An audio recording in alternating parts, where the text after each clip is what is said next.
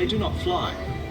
With no need to put on a mask and fins to go for a snorkel or scuba dive like you or I, penguins' bodies are well adapted to diving the depths of the ocean. Swimming and gliding with amazing grace through the water rather than the sky, they resemble a bird in flight.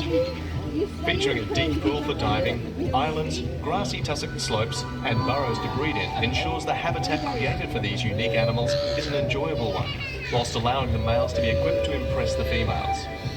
Away from the human eye, deep in the burrow, the male will decorate his home individually with tussock grass for the female birds. Come breeding season, July to March, our females will select their favourite burrow in which to breed.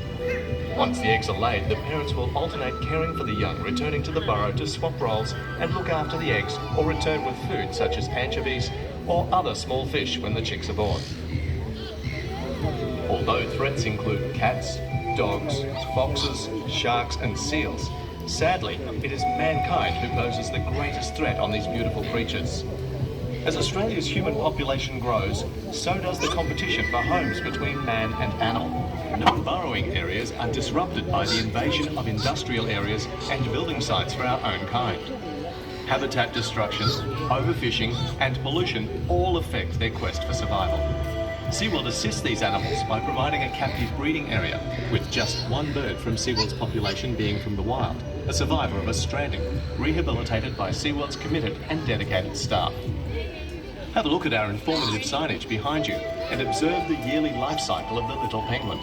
It will help you to identify what stage our penguins are at. Are the penguins on exhibit looking bigger than usual? Penguins double their body size is a positive sign that the breeding season is complete. Do they look fluffy? It may be molting time, which takes place for around 2 weeks of the year. This beautiful species is also known as the noisiest and most chatterbox of all penguins. Listen out, you may hear them interacting with each other. Can you see our feathered friends? Check them out as they waddle, glide, feed, burrow and chat to each other in their spectacular abode.